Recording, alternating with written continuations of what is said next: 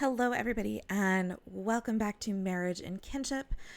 Over the last little bit, we've been talking about companionate marriage and some of the ways that economics plays into our most intimate relationships, even when we don't want it to. So, today we're looking at a specific ethnographic example of Russian women who migrate to the US or other parts of Europe for marriage, and the American and European men who are interested in importing a Russian bride, to talk about how both emotions and conscious economic strategy can be part of a relationship.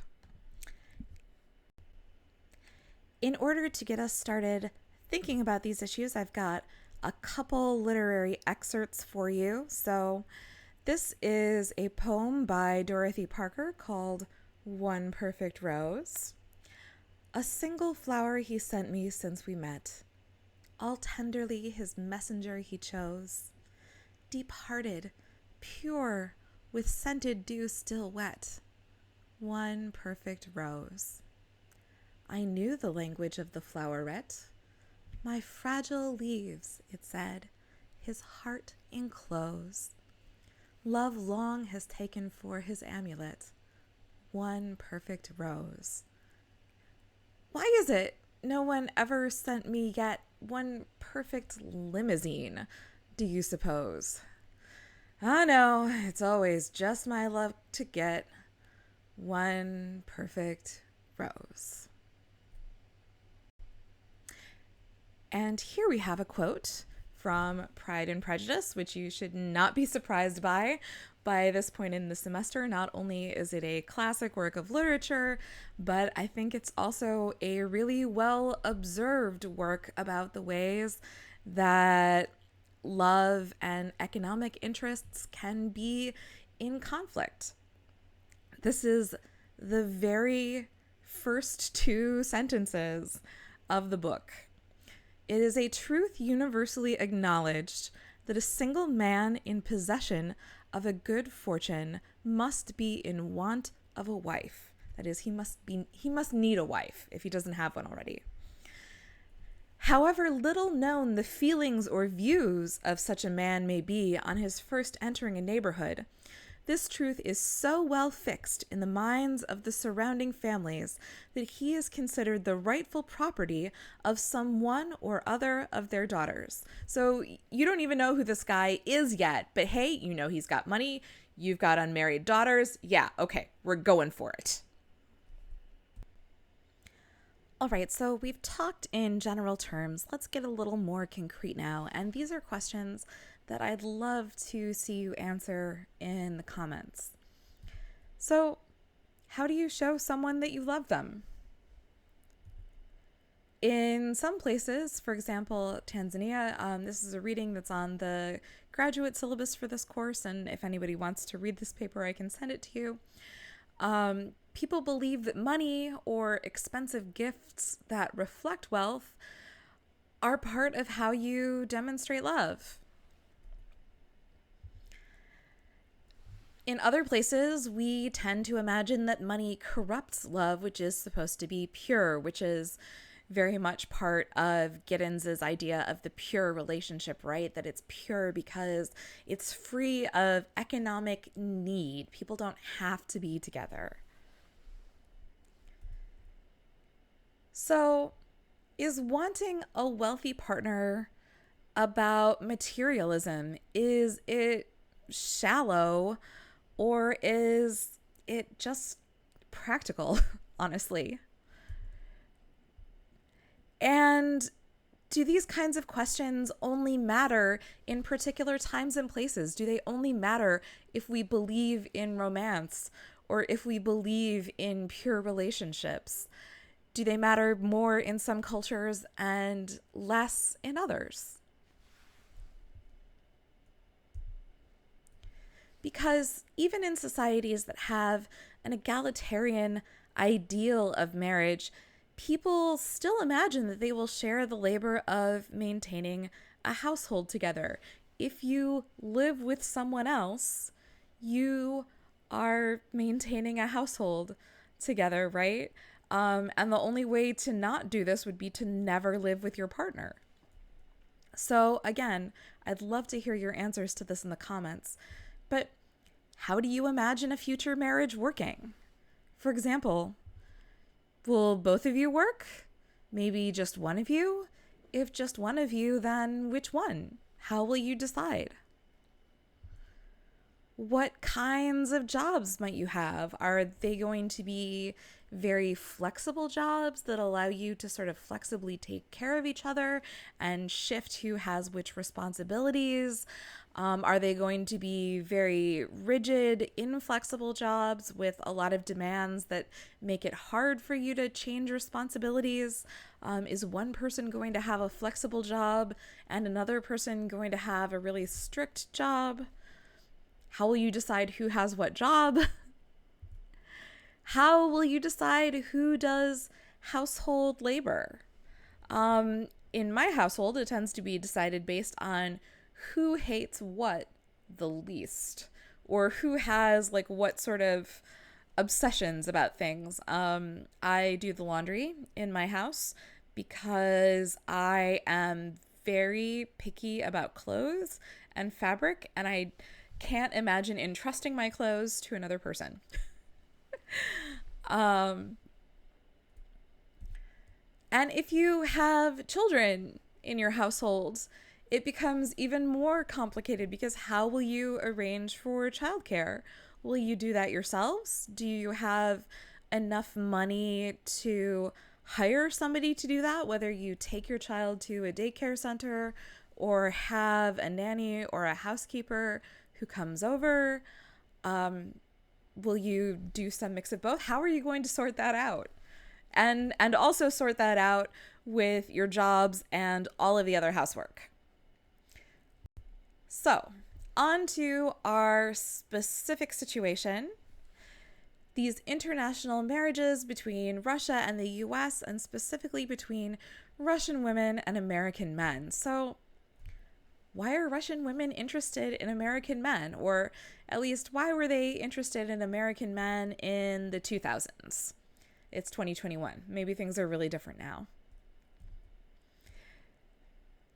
And likewise, why are American men interested in Russian women?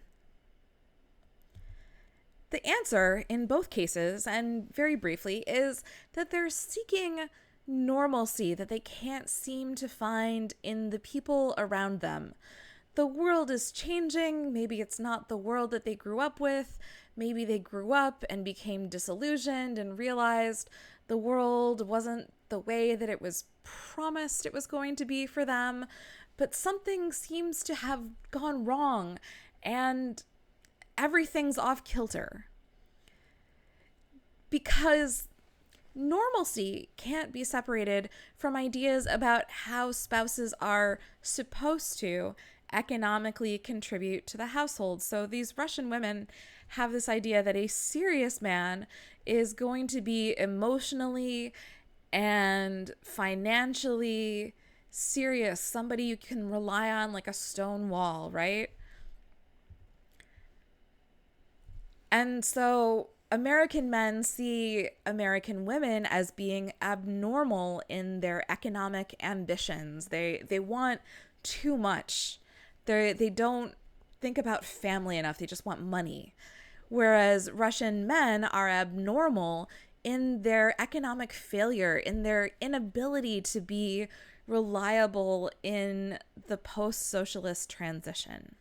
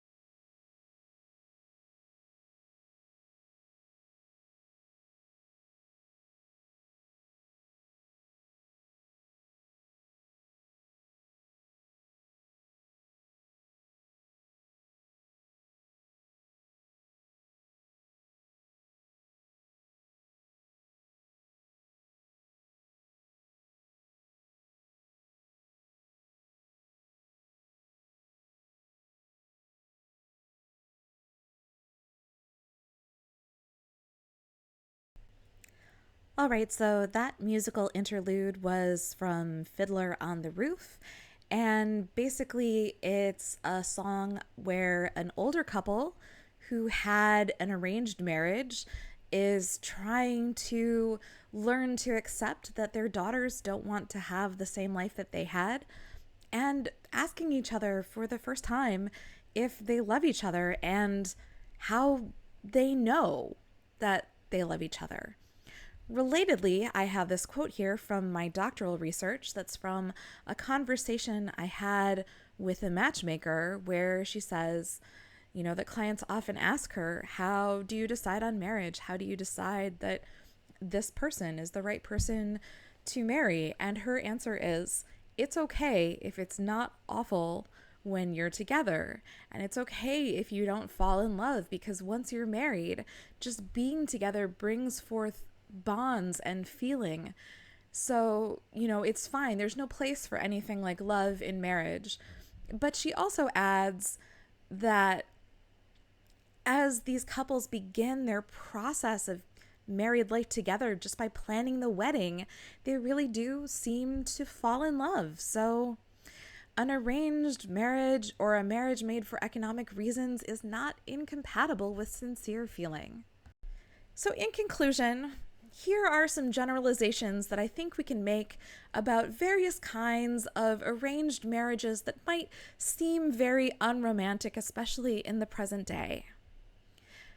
Which is that you can enter the search for love with pragmatic goals in mind and find love along the way. In a study of Filipino American and Chinese American couples who met through similar mail order bride services, Nicole Constable found that most couples' narratives were structured by the sense of this is the one and an inevitable narrative, and this is the exact same thing that characterizes romantic love defined by Giddens, right? So they started from a practical place, but they wound up falling in love. However, ideologies of companionate marriage and romantic love can make couples feel ashamed for their combination of strategy and sentiment.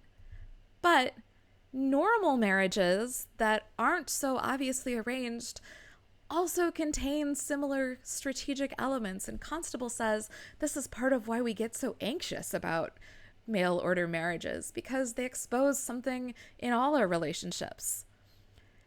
And they force us to talk about things that we don't want to talk about because of the currently dominant ideologies of love that we're working with. So, thank you for sticking with me and all the poems and songs. I will catch you next time.